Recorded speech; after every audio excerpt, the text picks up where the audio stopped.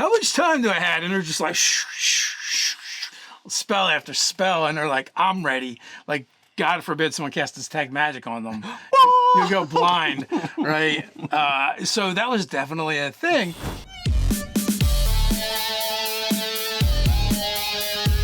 I'm Nerdarchy Ted. I'm Nerdarchy Steve. Welcome to Nerdarchy. For nerds, by nerds. It's video time, and this time we're talking about wizard spells.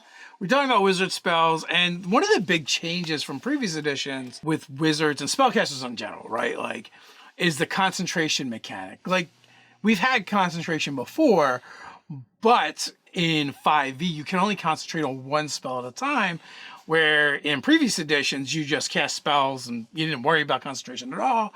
Third edition added concentration mechanic, well, saying, well, you know, if you get punched in the face, it's probably harder to concentrate on your spells than if you didn't get punched in the face. So you'd have to make a check to be able to maintain concentration. And in 5e, they're like, yes, getting punched in the face makes it harder to concentrate on spells, but also you can only concentrate on one at a time. Yeah, so these are elements that are, you know, weird. I don't remember all of the specifics for third edition. Like, did you make one check and if you failed, you lost them all? Or did you make a check per each? You know, I don't know if you remember, if, you know, the fans out there, you know, want to throw it in the comments. But it's a scenario that, like, with 5th edition, like, I have seriously screwed up. And the number of times that I've been called out, you know, with my cleric who didn't have a huge amount, but with my sorcerer in those bastards, you know, that was an element where I was constantly screwing up the first handful of sessions. And I'm like, I literally had to make myself a little cheat sheet next to my character. I'm like, okay, concentrating or not concentrating. So, like, if I were to go to cast another spell, I'm like, all right, I got to look at that note. Okay, I can, you know, I can. Make a little post-it tent to put in front of you, if it, you know, facing you, whether you're concentrating or not concentrating. Yeah, I mean, whatever works. But it was such a thing. Like, I felt like I've been playing this game for so long, and yet it was an element of the game that really wasn't solidified in my head because I hadn't been playing characters that had multiple options that I needed to worry about it. Yeah, it did make it kind of easier. Like your regular characters, like, I'll cast Spirit Guardians one round and Spiritual Weapon another, and that was like kind of your go-to. And from there, it's like, I'll just heal people and, you know, smack them with a weapon or cast a cantrip. I was usually cast a cantrip. His melee attacks were pathetic. But it was a scenario that, like, there wasn't another concentration thing that I needed to worry about with him. Now, but in, like, 3rd edition and back, you know, if there was any time before a battle, like the wizards and mostly wizards, but other spellcasters as well, it'd be like, sit back, I got this. How much time do I have? And they're just like, spell after spell, and they're like, I'm ready. Like, God forbid someone casts detect magic on them. You'll go blind, right? So that was definitely a thing. Now in 5e, you can cast more than one spell on yourself. You can cast a bunch of spells. Only one of them can be concentration. So I was like, well, how many spells could you really do? Like, I did this a little bit with my wizard in your game because he was kind of a Gish fighter wizard. And definitely there's been times when if I had some time, I would throw some extra spells on. But, you know, I definitely had to be conscious of, like, what can I do with spells? And there are actually quite a few. So with this particular list, we only are looking at wizard spells. So, like, I know if, like, you wind up multi-classing or getting spells from an alternate spell list, like, that you could do on top of even these. You know, but so for this video, we're just looking at wizard, and dear Lord, there is a lot of spells that if you decide that you want to go in this direction, you can put a lot of things on you. And also specifically things that you cast on you that you have ready to go on you. Because there's other things I looked at, like, that you could cast, like Find Familiar and Grease, and they last for a while and they're helpful. But they're not necessarily spells you can cast. There's, you know, a bunch of instantaneous spells you can cast. So we're going to leave those alone for now. But this is like, I'm going to prep myself offensively and defensively before I go into this conflict. All right, so before we go any further, if you like these videos and you'd like to help us keep making more, why not come check us out over on Patreon and throw us some love over there. As a special reward, you will receive 5e content for both players and DMs alike.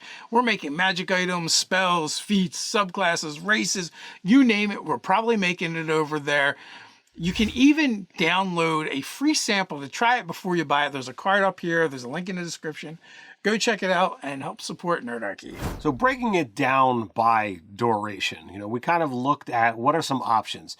So there's 3 that last a minute, 1 that lasts 10 minutes, 7 that last an hour, 4 that last 8 hours, and there's 1 that's got a 24-hour duration, and 1 that's got 10 days of a duration. So there's a lot of different things that you can just be like, all right, I'm gonna put on, and it just is like, boom, just go. And so that's a total of 17 different spells. And why the durations are very important is because if they were all 1 minute durations, like by the time you got done casting them, some of them would be going away with their durations. So you really need to know what the durations are and which ones you need to do first and in what order to do them. Obviously, some of them you have plenty of time, 8 hours, 24 hours. They're going to already be going. I mean, literally, if you know that your battle is going to be, the following morning, things that are a 24-hour duration and, it not being concentration, you could cast it on you, go to sleep, get the spell energy back, and be able to use it the next day. So, that's a really big thing. Obviously, 10 days, not a problem at all. So, these are things you want to know when to prep and when not. Absolutely. So now we're going to go kind of by level and how many options there are, and then we're going to have a discussion afterwards. So for first level, we're looking at Disguise Self and False Life and Longstrider all have a 1 hour duration. Jump has a minute, and Mage Armor is 8 hours. So that gives us a total of 5 spells for first level. So right in the beginning of the game, we've already got some spells we can start layering on us. Actually, more spells than we have access to. So next up, second level. So we're looking at Dark Vision, which lasts 8 hours, Mirror Image, which lasts only a minute, and then See Invisibility that lasts an hour. Third level, we only get 2, and that is Blink and Non-Detection. Blink lasts a minute, and Non-Detection lasts 8 hours. Fourth level, we're sadly only looking at 1 spell, and that's going to be Fire Shield, which has a duration of 10 minutes. Fifth level is another one where we only get 1 spell, and that's Rory's Telepathic Bond, and that's going to last an hour. Sixth level, we're looking at 2 spells, 10 days for a contingency, and then True Seeing lasts an hour. And also, True Seeing is going to negate See Invisibility. If you have True Seeing on, you don't need that anymore. Dark Vision will still be useful, though. 7th levels, for 1 hour, we've got Crown of Stars. Yes, that's a nice offensive one. That and Fire Shield both give you some offensive capabilities. I think they're the only ones, though. I think so as well. 8th level, for 24 hours, we're looking at Mind Blank. Super helpful on that one. 9th level, we get 1, also lasts 8 hours. It's Foresight. Basically, if you want advantage on all of your rolls, just take that. We're going to throw in an honorable mention for Time Stop, because technically it doesn't have concentration, but it's kind of more of a, It's an instantaneous spell. Yeah, so it happens, and then you get to be able to do these other things. So, should battle start and you didn't get all the spells layered on that you wanted, here's a great way to just play, I'm a Time Stop, and do all these things, and then the battle commences. Yeah, it's Time Stop basically gives you 2 to 5 rounds of spellcasting. Also, I don't think those 2 to 5 rounds count as your duration either. You're still in the same round. Mm-hmm. So, you might put on 5 spells and, the duration all technically start at the same round. Right. So, all those things are a lot of fun. But like I said, that is a lot of spells that you could technically have layered on you, so what can you do with it? So basically, 14 of the 17 spells have a duration that are longer than a minute, meaning it's, as we mentioned earlier, it's easier to stack them on. You're not going to run out of duration to cast those spells. Mm-hmm. But on top of that, right, there's 17 of them. We get overlap with See Invisibility and True Seeing, so that really 16 that we're going to want to choose from. But you can also layer on 1 concentration spell on top of that. So, that gives us a total of 17 spells you can have going at one time.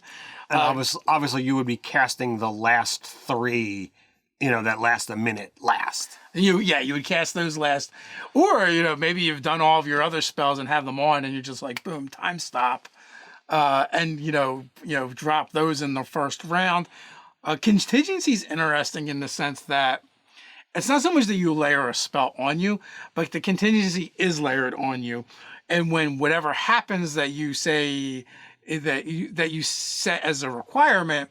Contingency then casts that spell. It could be a defensive spell, it could be offensive, it could be utility. Even in the spell, they use the example of if you start drowning, essentially, if you start taking in water, it casts water breathing, and then you can breathe now because you have that on. So I've used that spell as well, based on if I do certain things, then this happens. I found it, super useful. It actually just helps a lot with action economy. Absolutely. And that's absolutely key with 5th edition. Having something that's like, okay, well, this is going to automatically go off. Super helpful, which is also why Time Stop is great, because it works with that action economy. You get more actions to be able to do more things, even though you only get one aggressive action in all of that. I've definitely have layered on in your games. I haven't gotten all 17, but I've definitely done Blink, Fire Shield, Mirrored Image. I've stacked those 3 spells, and then usually a concentration spell would be like Haste. Right. I think you've had 4 or 5 for sure going at a time, because it's you've been playing this game long enough, and you saw how things overlapped, and you really tied into the concentration mechanics. So you're like, well, what can I do? And most of these spells all come from the player's handbook. So like you've got the ability to be like, all right, what can I add in and get more out of this particular wizard. Yeah, and then it's a lot of fun too. Like when you start layering those spells on, and then you look at what spells you can cast as reactions. I don't know. It just makes you feel more powerful and more magic-y when you're like, oh, I've got this like 4 or 5 spells going right now, and then like if someone attacks me, I cast Shield or I cast Absorb Elements, and it just gives you like an extra thing that you can do, either to prevent damage or actually even boost you. In the case of Absorb Elements, it prevents damage or mitigates damage and also boosts your attack. Well, the scenario of how we particularly play, we don't do a lot of combats with every character day. So getting the ability to use more spells, either pre-combat, during combat, what have you, it makes you feel like, well, I'm using this resource and I'm using it wisely. Where I've had characters who are like, okay, well, I ended the day, I've got most of my spell slots, unexpended. Did I really do everything that I could have done, should have done for the day? Yeah, so I've maxed out at 4 or 5 spells on my caster at one time. What's the most spells you've had on your caster at a time? Going into battle, do you usually get time to prep so you can get them off? Or are you already in the thick of it, so it's like you're spending round after round buffing yourself, and then you finally get to do your thing? How does it work in your games? Let us know in the comments below. While you're down there, don't forget to like, share, subscribe, even go ahead and attune to that notification bell. Quick reminder, Mondays, Wednesdays, and Fridays, we drop new videos here on the channel, so come on back. But you can't wait till then, no worries, we've got you covered. Want some more good wizardiness? Then we've got 5e D&D feats, a wizard's guide. So until next time, stay nerdy.